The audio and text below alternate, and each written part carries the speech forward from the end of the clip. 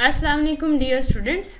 As you know, we are starting the topic of deformities of skeleton. कि skeleton में अगर problem आती है, कोई वीकनेस आती है, कोई भी डिफॉर्मेशंस होती हैं, कोई भी वीकनेस आती है, कोई भी डिजीज़ हो जाती है, तो skeleton जो है उसमें डिफॉर्मेशंस होती हैं. तो skeleton अपराइट नहीं रह सकता, सीधा नहीं रह सकता, ठीक है, जिस तरह से होता है ये नॉर्मली. तो इस लिहाज से हम देखेंगे. पहले अगर हम कॉजेज़ की बात करें तो पहला कॉज है हमारे पास जेनेटिक कॉजेज़, ठीक है.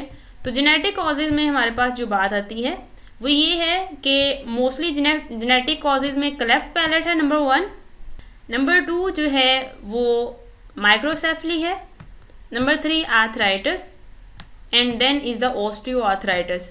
मेजर जेनेटिक कॉजेज़ जो हैं वो ये हैं, ठीक है. If we talk about the MCQs then the microcephaly क्या है, स्मॉल साइज स्कल, ठीक है, ये जेनेटिक डिफेक्ट की वजह से होती है. और उसके बाद हम देखें कि arthritis covers over 100 different types of inflammatory और degenerative diseases that damage the joints. तो ये जेनेटिक कॉजेज हैं. Next are the hormonal causes. के हार्मोनल कॉजेज कौन कौन से होते हैं डिफॉर्मिटीज ऑफ स्केलेटन में.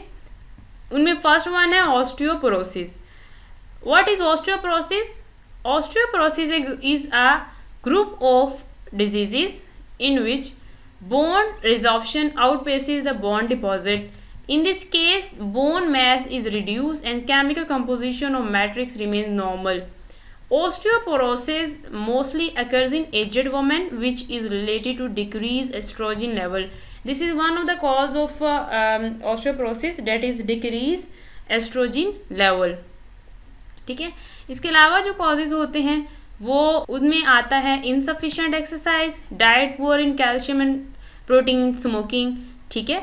और इसके अलावा अगर हम बात करें तो oestrogen replacement therapy, ERT stand from oestrogen, ERT stand for oestrogen replacement therapy, ठीक है. और ये बेस्ट प्रोटेक्शन है अगेंस्ट ओस्टियोपोरोटिक बोन फ्रैक्चर्स.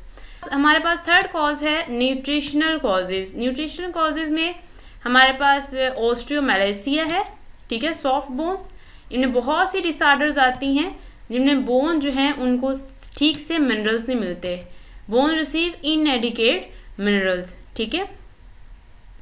उसके बाद weight bearing bones of legs and pelvis bend and deform. इस डिजीज में जो बोन्स वेट को बियर करती हैं, ठीक है, और पेल्विस जो है वो बैंड भी हो जाता है और डीफॉर्म भी हो जाता है. तो मेन सिम्टम इसकी आती है जिसमें वेट बियरिंग बोन जो है उनके अंदर उनमें पेन होती है. ये इसका बेसिक सिम्टम है. So next is the rickets. अगर हम बात करें रिकेट्स की, it is very important short question. What is rickets? Rickets is another disease in children with bowed legs and deformed pelvis. It is caused by deficiency of calcium in diet or vitamin D deficiency. It is treated by vitamin D fortified milk and exposing skin to sunlight. क्या है कि mostly rickets disease children में होती है, ठीक है, और उन चिल्ड्रंस की लेग्स थोड़ी सी बॉड होती हैं, ठीक है, और साथ में जो है उनका पेल्विस डीफॉर्म होता है, ठीक है, पेल्विस डीफॉर्म होता है.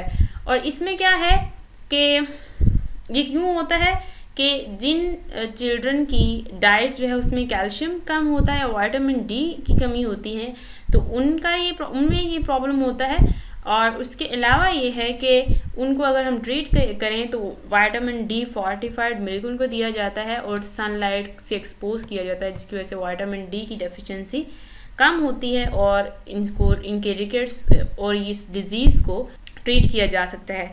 Next is the disc slip. Disc slip क्या होती है स्टूडेंट्स? बेसिकली डिस्क स्लीप में जो चीज़ आती है वो ये है कि हर वर्टिब्री जो है उनके दरमियान में एक डिस्क आती है जिसे हम कहते हैं इंटरवर्टेब्रल डिस्क, और ये कुशन की तरह एक्ट करती है.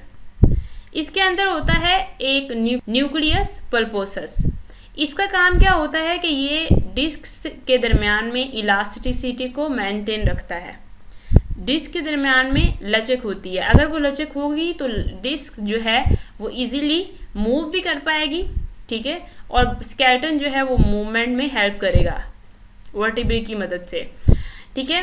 तो उसके अलावा उसके जो इसके अंदर न्यूक्लियस पल्पोसस होता है वो तो होता है रबड़ बाल की तरह, लेकिन उस बाल के इर्द गिर्द एक रिंग होती है फिब्रोकार्टिलेज की, उसे हम कहते हैं एनुलस फिब्रोसस। एनुलस फिब्रोसस का काम क्या होता है कि वर्टिब्री को इकट्ठा रखना, ठीक है। तो हमारे पास बेसिक जो चीज़ आती है वो ये है कि इन दोनों न्यूक्लियस पल्पोसस और एनुलस फिब्रोसस, इन दोनों की मदद से वर्टिब्री जो है उसके दरमियान में, हर वर्टिब्री के दरमियान जो इंटरवर्टेब्रल डिस्क होती है उसकी वजह से वर्टिब्री इजीली मूव कर सकती हैं।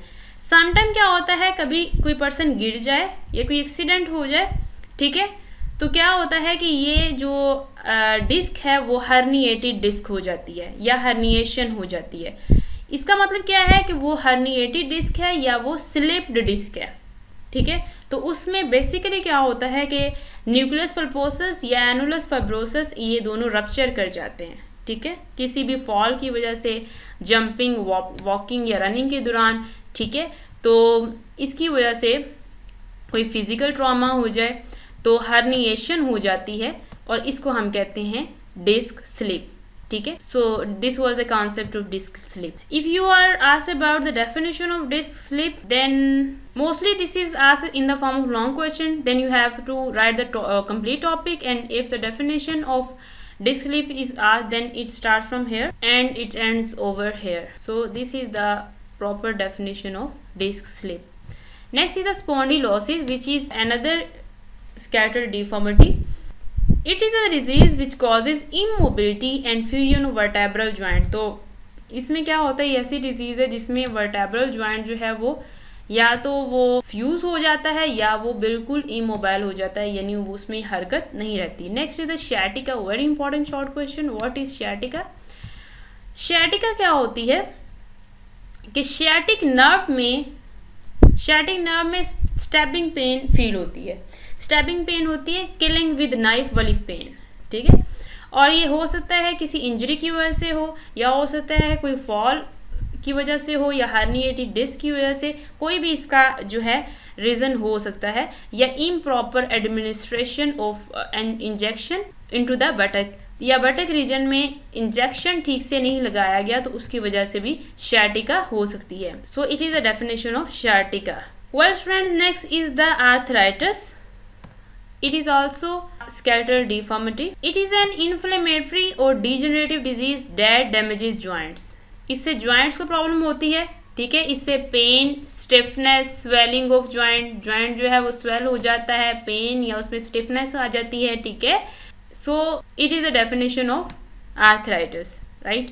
Next is the long question, repair of broken bones, कि कोई भी बोन अगर टूट जाती है तो उसमें उसको रिपेयर कैसे किया जाता है, ठीक है।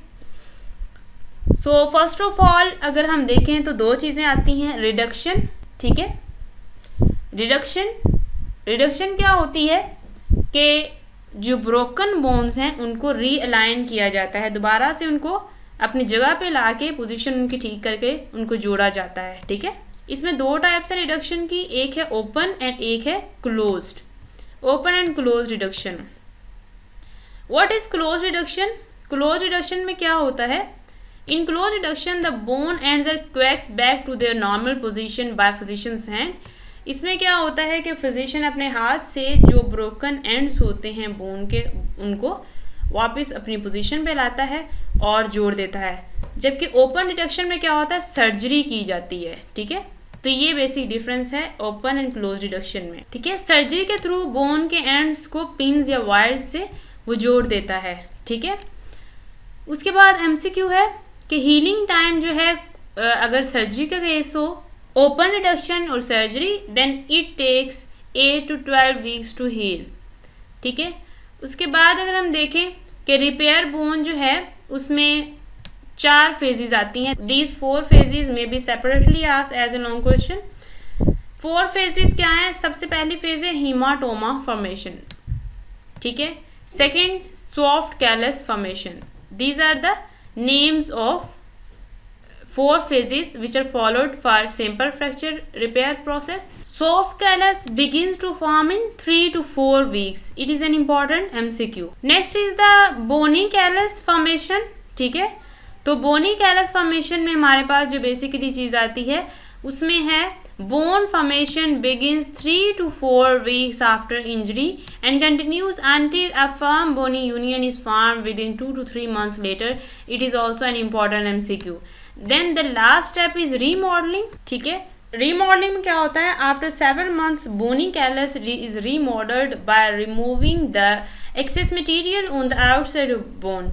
बोन से बाहर एक्सेस मटेरियल को रिमूव करके बोनी कैलस जो है उसको दोबारा से शेप दी जाती है कुछ मंथ्स के बाद. Final structure of remodelled area resemble that of original unbroken bone because it responds to the same set of mechanical stimuli. और जो हमारे पास रीमॉडल्ड एरिया अगर हम उसका फाइनल स्ट्रक्चर देखें तो बिल्कुल वैसा ही है जैसे कि अनब्रोकन बोन का होता है, क्योंकि उसमें वैसा ही मैकेनिकल स्टिमुलाई को रिस्पॉन्ड करता है जैसे हमारी नेचुरली बोन करती है. So it was the repair process of broken bone. Well students, these were our today's topics. I have indicated all the MCQs and short questions with brief description in this video. Okay, thank you very much.